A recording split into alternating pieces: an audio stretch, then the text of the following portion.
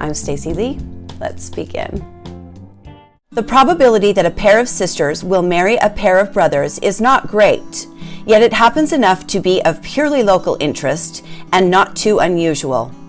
What is unusual is the probability that two sisters, having married two brothers, will each in time be widowed suddenly and prematurely, each under circumstances both peculiar and suspicious. Those are the words written by Robert M. Randall for a True Detective magazine, title unknown. I actually have the original pages of the magazine right here, as well as original newspaper clippings on this case. Why? Because you see, I am an Ashdown, and the men are my relatives. My great-grandmother was Katie Jane Fretwell Ashdown of Cedar City. The Ashdown clan came to Utah as Mormon pioneers, and quite a few Ashdowns remain there to this day. Cedar City, Utah is my hometown, and this case was a very big deal, not only when it happened, but for a long time afterwards. I know many of you that watch this channel watch a lot of true crime, so I think it's a little bit of a treat to uncover such an unknown and such a fascinating story. I'm really excited to share this one with you, and I hope you enjoy it. Lottie Hopkins and Milda Hopkins were sisters born and raised in Cedar City, Utah. They married two brothers, Raymond and Vivian Ashdown, also from Cedar City. In 1941, Lottie and Vivian moved to Idaho, and Milda and Raymond stayed in southern Utah. On March 22, 1949, Milda received a letter in the mail from her sister Lottie. Her lips trembled and her eyes swelled with tears as she read it to her husband, Raymond. "Oh, Ray," she said, "Viv's had another heart attack. He's dead." Raymond was stunned. "Viv dead? My brother? I can't believe it. Viv's always had the constitution of an ox, and heart disease doesn't run in our family. Poor old Viv. He was a real good guy no matter what anybody said about him." Lottie had previously said plenty, and in fact they had divorced 2 years prior to his death. But on the Friday before he died, they had quickly remarried. The letter talked of this marriage and asked the Ashdowns for help getting Vivian buried in Cedar City. So they called the Cedar City undertaker, who asked them if there was a problem of some kind bringing the body down from Idaho. The Ashdowns were surprised at this question and asked, "Why would there be a problem?" "Well," said the undertaker, "because I got a call from the sheriff in Idaho earlier today." The Ashdowns didn't have much time to worry about that, as they had received a telegram from Lottie telling them that she would be there on the train with Vivian's body the next day. When she arrived, she explained to her sister and brother-in-law she and Vivian had gone for a drive and they stopped for a hamburger, and then Vivian began to feel awful. While they were on this drive, Vivian had been nipping from a bottle of rye whiskey, and Lottie assumed he didn't feel well because he had too much to drink, but when they got home, he collapsed and died. The family held the funeral the next day. Lottie then boarded the train back to Idaho and returned to collect her children, who had been staying with a neighbor. But when the train pulled into the Union Pacific station for a stop in Salt Lake City, Lottie saw a group of men on the platform and recognized one of them as the Idaho sheriff. He walked towards her and said, "We decided to give you a break and delay this until after the funeral. We have a warrant. This charge, I must warn you, is very serious, premeditated murder." Lottie was taken into custody and extradited back to Idaho. Why did the police suspect Lottie? Well, because Lottie was actually a bigamist. She was married to a younger man in Utah and had just remarried her ex-husband privately, quickly, and quietly. The police believed she was trying to get rid of him and then return to her Utah husband, which would allow them to keep the Idaho ranch belonging to Vivian. A few days prior to his death, Vivian reported to his doctor feeling very ill. That had been Lottie's practice dose. After that, she knew she had to do it better. You see, it seems that hamburger from the Roadside Idaho stand contained more than burger, lettuce, and onions. It also contained about 5 or 6 grains of strychnine. Lottie was tried and convicted of murder and was sent to prison. 6 years passed, and it was now July of 1955. A telephone rang in the doctor's office in Cedar City, Utah. Dr. Rymel G. Williams picked up the phone. A croaking voice on the other end said, "Doc, this is Raymond Ashdown. I'm sick. I'm taken awful bad with something." Dr. Williams replied that he would be right over and rushed from his office to the Ashdown home. He was greeted by Milda Ashdown, who beckoned him urgently inside. The doctor found Raymond Ashdown, a lean, hard-muscled man of 44 years old, doubled up on the couch in a cluttered living room. The doctor sent the youngest Ashdown children away and told the older ones to stay and help. Ray Ashdown was unconscious. His pulse was weak and his heartbeat was fluttering. Milda Ashdown crouched in a big chair and wept. The doctor couldn't get any straight answers out of her. He told the two older children to take her to bed, and the doctor sedated her. He then told the children not to eat or drink anything in the house. When he said that, one of the older children said, "Doctor, there was this lemonade. Dad had a big glass of it in the kitchen before this happened, and he said it didn't taste very good." Dr. Williams said, "Find me the glass your dad drank from and bring it to me." Curiously, in the cluttered home, all of the glasses had been washed and dried and put away. Dr. Williams stayed with Raymond Ashdown, but there was nothing he could do. Raymond Ashdown was dead.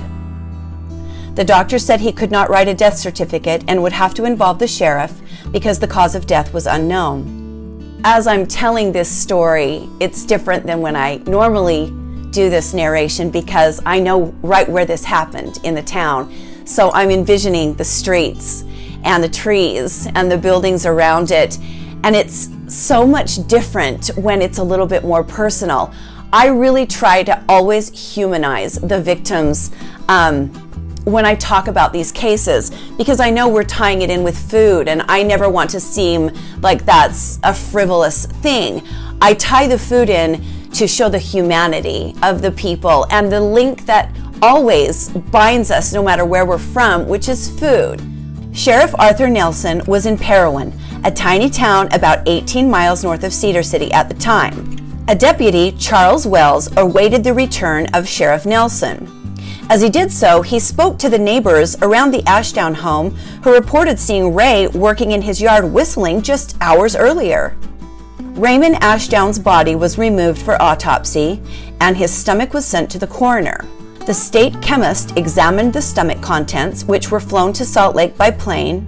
On July 9, 1955, the three-man coroner's jury met and reviewed the findings. A lethal amount of strychnine was present in Raymond Ashdown's stomach. And thus, the legend of the Strychnine Sisters was born. A funeral for Raymond Ashdown was held, and directly after, his wife Milda was questioned. She first claimed Ray must have committed suicide, but after several hours of questioning, she admitted to poisoning his lemonade with strychnine, just like her sister Lottie had done to her husband Vivian's hamburger. On Thursday, July 14th, Milda Ashdown stood expressionless in court while County Attorney Marsden presented charges. Milda's father, William H. Hopkins of Richfield, Utah, hired highly regarded attorney J. Vernon Erickson to defend her. Milda exclaimed in court, "I'd give my life to have him back, but no one but God would believe me. Dear God, forgive me. This will be so hard on my folks because I did the same thing my sister did." On April 30th, 1956, Milda Hopkins Ashdown was found guilty of murder in the first degree and was sentenced to life in prison. Her attorney immediately appealed, stating that her confession was obtained under duress and through persuasive means. This being a little-known case, except in my area, I had a hard time finding a lot of information on it, and I don't know how much time either of the sisters did in prison. I do know that Milda died in Beaver because I was able to find her headstone. But if you know, or if you have any idea or any information on how much time these ladies did, these sisters, please comment and let me know. At one point, Milda filed an appeal claiming she had been coerced and had an unfair trial. The case went all the way to the U.S. Supreme Court. And that, my friends, is the story of the Strychnine Sisters. I hope you enjoyed hearing a new case, and if I can find more information, I may even update this in the future. But right now, stay with me as we make a Utah-style hamburger, and lemonade sounds the poison right now as we go dining with death. We are ready to cook. We are going to make kind of a retro style burger that we don't see that often anymore, and a glass of fresh lemonade. I am going to leave out the poison, if that's okay with you guys. I've got 2 thinly pressed hamburger patties here.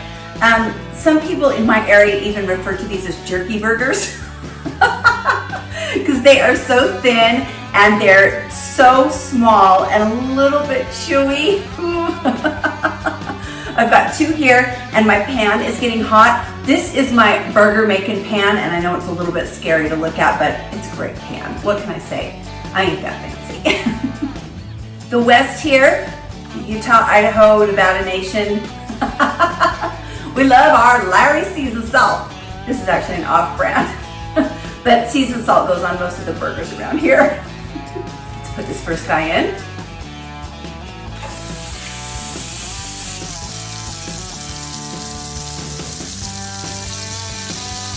Now, here is the thing that makes it a regional Utah retro burger. You take a teaspoon or 2 of minced onions and you put them in between the patties. So those of you that are familiar with White Castle, this is a similar technique. The second patty goes on top and you seal the edges. How do I know that they used to make burgers like this? Because my mom worked at Arctic Circle in Cedar City for quite a few years. And Arctic Circle is kind of the quintessential little Utah, Idaho area drive-in. So because that's the focus of our episode today, that's what you get. A little more seasoning salt. That smells like every family barbecue I've ever been to. Okay, let's give that a flip.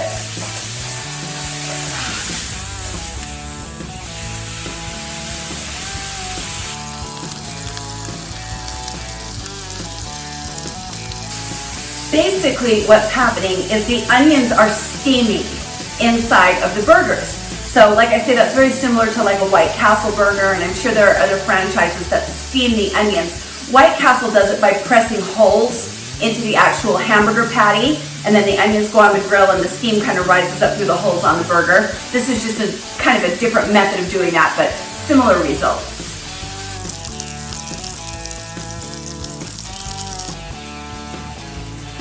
That's a greasy little fast food hamburger right there. As it cooks, I can really smell the onions starting to steam and kind of sweat and cook a little bit. You're not going to get any caramelization on those onions because they're inside the patty. So it is very much going to be a steamed cooked onion. This burger with the onions inside is done. I'm going to set that aside. We're going to prepare our bun. These are the components of one of these little roadside stand hamburgers that I'm talking about today. You've got a really basic little bun. You have to have your Utah fry sauce, which is, for me, 2 parts mayonnaise, 1 part ketchup. Hamburger's still cooking over there. And I like plenty of it. Let's put our burger down. So good. The plastic, fantastic American cheese. My mom says she doesn't really remember if they were individually sliced little processed cheese strips like this, but she does remember they were pre-sliced and kind of more of this cakey cheese, not real cheese. So let's put a piece of that down. Now in Utah, you always get shredded lettuce on your little roadside stand hamburgers.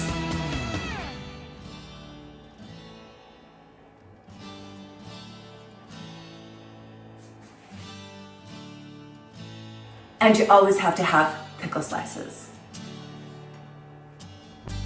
I love pickles. I love pickled anything.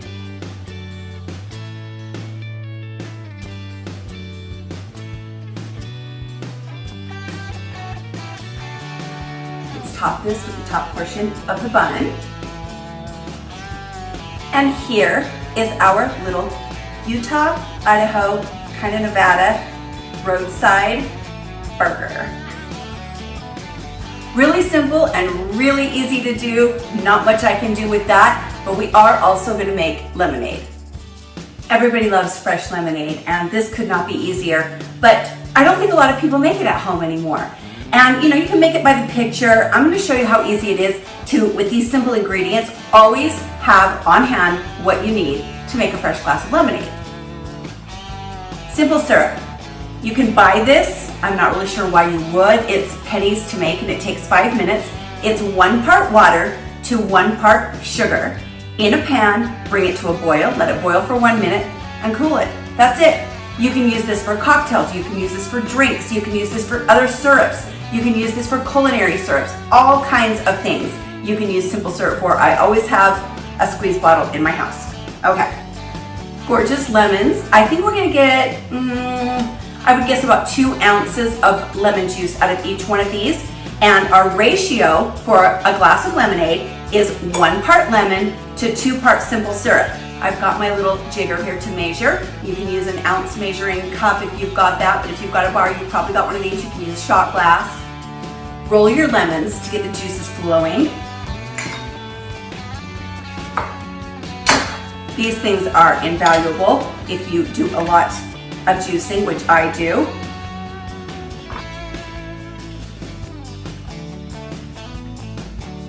Lemon number 1, lemon number 2, roll out a couple of times,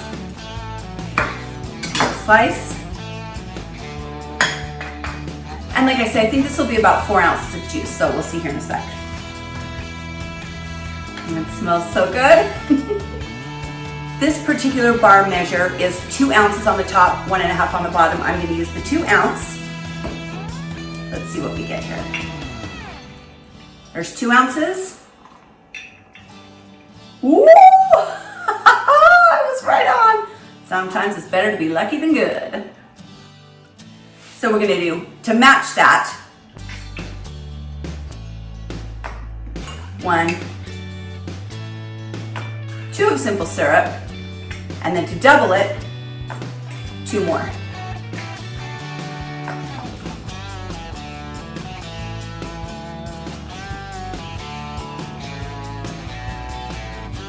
Oh my goodness. I am really actually pretty excited for this. I gotta have a sip and then we'll do the burger, okay?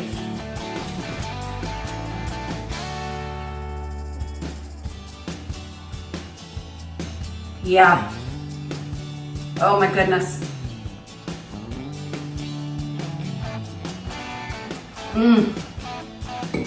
That's even better than the stuff you get at the hot dog on a stick. It's just so bright and so citrusy and so fresh. It's very sweet as well, but it's the point, right? Look at this beautiful little burger. It's very, very simple. And this gorgeous little glass of lemonade. What a cute little simple retro episode today. If there's anything more American than this, I don't know what it would be. Okay, let's give this a taste.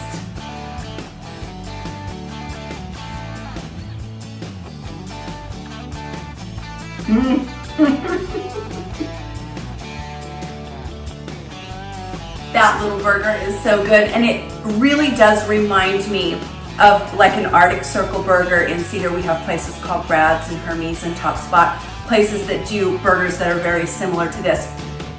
I don't think they put the onion in between the 2 patties anymore. I think that's something that is gone by the wayside, but I wanted to make it authentic for today's episode, and luckily I had the information to do that.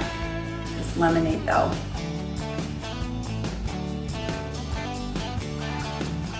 That is really just so good. It's so simple, but something that we don't make anymore. Why don't we make lemonade anymore? You guys let me know, why don't we make lemonade anymore? That was the easiest thing in the world. Let's have another little bite of this burger.